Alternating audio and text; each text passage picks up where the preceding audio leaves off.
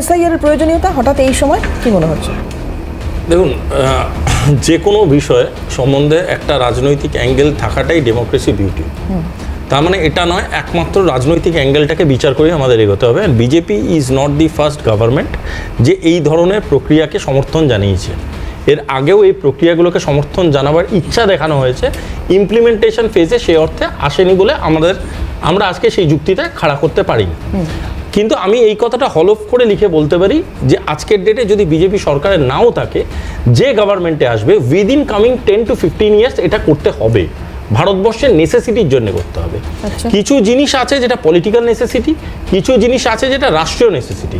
এটা কিন্তু রাষ্ট্রীয় নেসেসিটি, যদিও এটার ইমপ্লিমেন্টেশনে বহু ভুল আছে এবং আমি পার্টিকুলারলি সেই ইমপ্লিমেন্টেশন ফেজের বহু জিনিসের সাথে একমত নাও হতে পারি, কিন্তু এটা রিকোয়ারমেন্ট সম্বন্ধে আমাদের দ্বিমত থাকলে চলবে না। কেন চলবে না আমি বলছি। আজকের ডেটে দাঁড়িয়ে যেগুলোকে আমরা ভোট ব্যাংক হিসাবে দেখি, সেই ভোট ব্যাংকগুলো কিন্তু ডাইলিউটেড কনসেপ্টে চলে গেছে। কেন ডাইলিউটেড কনসেপ্টে চলে গেছে? আজকে বাংলার মধ্যে যে ধরনের ইন্ট্রুশনের পসিবিলিটি রয়েছে, পাঞ্জাবের মধ্যে যে ধরনের ইন্ট্রুশনের পসিবিলিটি রয়েছে, সেটা মাঝখানে থাকা কোনো স্টেট, সেই স্টেটে কিন্তু উত্তরপ্রদেশে ইন্ট্রুশনের পসিবিলিটি কম। তার মানে যে ইন্ট্রুশনটা ঘটছে সেটাকে আমাদের গুরুত্ব দিতে আমরা বাধ্য। এবার সেই জিনিসটাকে গুরুত্ব দেওয়ার জন্যে কোন কোন ডকুমেন্টগুলোকে আমাদের সাপোর্টিং ফেজে নিতে হবে, কোন কোন ডকুমেন্টগুলোকে আমাদের বুঝে সামনে আনতে হবে, আর কোন ডকুমেন্টগুলোকে আমাদের রেকগনাইজ করতে হবে, সেটার জন্যে পলিটিক্যাল আন্ডারস্ট্যান্ডিংটাকে আমাদের মুছে ফেলাটা প্রয়োজনীয়। তার কারণ যখনই একটা সরকার দাঁড়িয়ে রাজনৈতিকভাবে ভাবনা চিন্তা করবে, অবভিয়াসলি সে এইভাবেই চিন্তা করবে যাতে তাদের ভোট ব্যাংক বা কাস্টিং বেনিফিটেড হয়, কিন্তু সেটা রাষ্ট্রের হিতে কোনোদিন হতে পারে না, সেটা রাষ্ট্রের কোনো রকম পরিকাঠামোতে লাগতে পারে না। কিন্তু এটা নেসেসিটিটাকে আমরা অবজ্ঞা করতে পারি না। দ্বিতীয় জিনিস, যত ইনক্লুশন বাড়বে তত inclination of a particular vote bank বাড়বে। যত পার্টিকুলার ভোট ব্যাংকের ইনক্লিনেশন বাড়বে, ইভেন আমি যদি খুব ভুল না করে থাকি, এখানে বসে থাকা রাজনৈতিক বহু পার্টিরও এরকম ইতিহাস দেখা গেছে যে আমাদের দেশের মানুষও নয়, তারাই ভোটে দাঁড়িয়ে গেছে, তারা শুধু ভোটে দাঁড়ায়নি, তারা পদও পেয়েছে। এবং এখানে আমি ধরেই নিচ্ছি তর্কে খাতিরে সেটা ভুল, ইচ্ছাকৃত নয়। কিন্তু সেই ভুলটা তারা করলো কি করে করছে? কারণ তার কাছে এমন কিছু ডকুমেন্ট এসে দাঁড়াচ্ছে যে সে তার সিটিজেনশিপটা পেতে খুব ইজিলি পেয়ে যাচ্ছে। সিটিজেনশিপ মানে কিন্তু একটা লোকের কাছে যদি সিটিজেনশিপ ভ্যালিডিটি থাকে, সেটা মানে কিন্তু শুধু ভোট দেওয়া বা ভোট দেওয়ার যোগ্যতা নয়, তার থেকে অনেক বেশি ইন্টেন্সিটি আছে এই ব্যাপারটার মধ্যে, বুঝতে হবে। আজকে আমার কাছে যদি ভ্যালিড একটা কার্ড থাকে, ভ্যালিড একটা সিটিজেনশিপ প্রুফ থাকে, আমি বহু গভর্নমেন্ট দপ্তরে সেটা দেখিয়ে ঢুকতে পারি। আমি বহু গভর্নমেন্ট দপ্তর শুধু না, আমি বহু মানুষের কাছে অ্যাক্সেস পেতে পারি।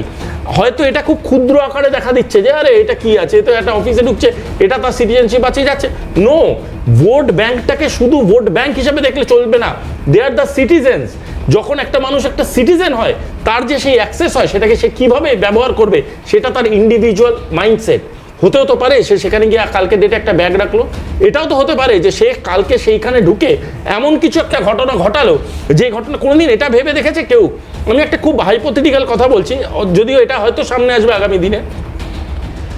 একটা কোনো দূতাবাসে যদি কোনো এমন লোক ঢোকে, যেই লোকটার কাছে সিটিজেনশিপ প্রুফ আছে, সে তো ঢুকতে পারে। সে যদি ঢুকে কোনো এমন ধরনের ঘটনা ঘটায়, তারপরে তার ব্যাকট্রেস করে দেখা যায় তার সিটিজেনশিপটা ইজ নট ভ্যালিড, তখন কিন্তু দায়িত্বটা রাজ্য সরকার, কেন্দ্র সরকার এতে বিভক্ত হবে না, গোটা দেশের ইমেজটা গোটা পৃথিবীর কাছে খারাপ হবে। সুতরাং রাজনীতিকরণ নিশ্চয়ই থাকবে, এটা একটা ডেমোক্রেসি, সবাই সবার রাইট আছে বলার, সবাই সবার অ্যাঙ্গেল আছে বলার, কিন্তু এটা বুঝতে হবে বৃহত্তর ছবির জন্য পাওয়ারে যে থাকুক, তাকে এই ধরনের ফিল্ট্রেশন প্রসেসের মধ্যে দিয়ে ভারতবর্ষকে নিয়ে যেতেই হবে। তার জন্য এটাও হতে পারে যে আগামী দিনে যারা পাওয়ারে আছে তারা পাওয়ারচ্যুত হলো, এটাও হতে পারে বহু লোক তার রাজনৈতিক পপুলারিটি হারালো, এটাও হতে পারে তাদের নিজেদের ভোট ব্যাংকের বহু মানুষকে তাদেরকে বিতাড়িত করতে হলো। কিন্তু সেটা ভারতের ক্ষেত্রে হয়তো খুব দুঃখজনক একটা শব্দ আমাকে ব্যবহার করতে হতে পারে, কোল্যাটারাল ড্যামেজ।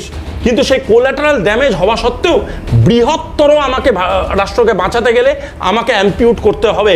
আমার যদি গোটা বডির ইনফেকশন বাঁচাতে গেলে আমাকে একটা হাত বাদ দিতে হয়, হয়তো রাষ্ট্রের সাথে সেটা আমাকে করতে হতে পারে।